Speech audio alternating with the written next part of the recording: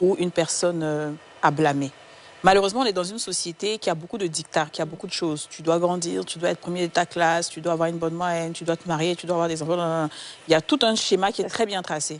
Et quand tu n'obéis pas à ça, on a l'impression que tu es différent. Ou bien quand tu es d'une certaine manière, ou bien on a l'impression que tu es différent. La première des choses, moi, je pense que c'est d'accepter soi-même qu'on est unique. Et quand tu sais ça, ce qu'on va dire ne te dérange pas.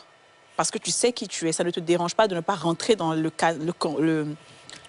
canevas de la société. Ça, c'est la première des choses. Ta manière de penser de toi-même, qui tu es, où tu vas, tu dois être à l'aise avec ça. Et la deuxième des choses, c'est ton entourage. Moi, tout le monde sait que je suis très, très solitaire et j'aime ça parce que ça me permet d'être plus réfléchie, de créer, d'être plus créative. Voilà, ça ne me dérange aucunement. Les seules personnes qui sont autour de moi, c'est des personnes aussi qui partagent ma vision. Parce que nous, on a grandi dans ce monde-là où on ne nous a pas beaucoup encouragés. Du coup, on s'est fait notre propre petit monde à nous, avec des personnes qui croient en nous, en notre potentiel.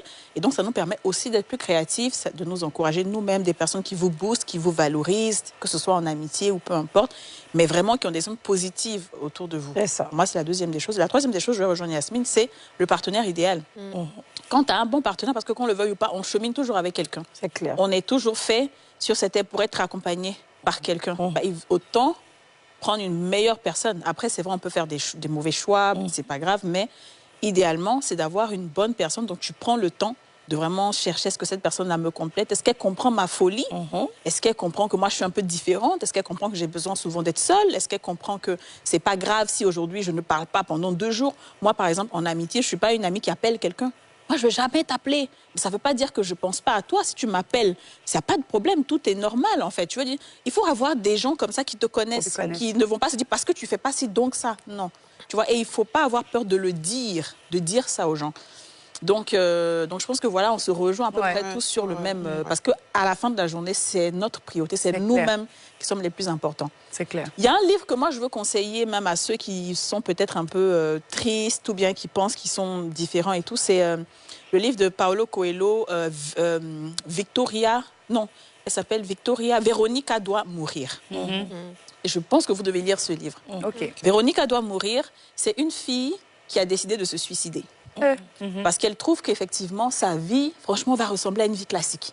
Elle va grandir, sa maman veut qu'elle se marie, alors qu'elle voit que sa maman n'est pas heureuse, mais c'est ce qu'elle doit faire. Elle sort avec des gens, elle va au travail. Enfin, la vie est tellement banale et monotone. Elle ne sait pas, en fait, sa vie sert à quoi. Et donc, elle va prendre des cachets pour vouloir mourir. Sauf que quelqu'un va venir la sauver et ils vont la mettre dans un asile de fous. Parce qu'on va lui dire, t'es un asile de fous. Mais les médicaments que tu as pris là, ça ne t'a pas tué, mais ça a touché ton cœur et donc tu vas mourir dans 6 jours. Donc ce temps, dans l'attente de la mort, en train de discuter avec des gens considérés comme fous, mais qui ne sont pas souvent réellement fous. C'est ça, en fait. Parce qu'ils tiennent des raisonnements que même les personnes normales ne tiennent pas. Mais juste parce qu'ils ne rentrent pas dans les dictats de la société, on dit ils sont fous. C'est ça.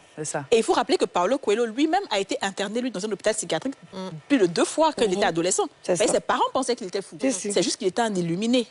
Tu vois. Donc, il faut vraiment lire. Et quand tu lis ce livre, tu te rends compte qu'en fait, je suis peut-être folle, mais j'adore ma folie. Ça. Si le fait de ne pas appeler une amie 24 heures sur 24 et tout fait de moi une folle, j'adore. Et c'est bien, tu vois. Donc, ça fait que tu t'acceptes mieux.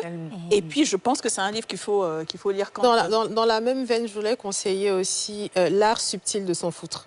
Oui. Alors, ce livre j'ai entendu parler. L'art subtil de s'en foutre. Voilà. Il est franchement, c'est mon livre de chevet. Je comprends que les gens sont souvent bloqués sur des petits détails futiles. Et juste parce que quelqu'un t'a pas dit bonjour, toi, en fait, toute ta journée, tout ton univers s'écroule parce que ton collaborateur ou bien ton collègue t'a dépassé aujourd'hui. Mais faut t'en foutre, en fait. Et tu vis tellement mieux. Tu apprécies les événements de la vie différemment. Au lieu d'avoir une colère sur quelque chose, tu te dis, bon, si la personne ne t'a pas salué le matin, peut-être qu'elle n'a pas mangé, c'est pas grave. Très bien. en fait, tu vois, et ça, c'est ça, Je voudrais dire, les filles, que moi, pour ma grande expérience,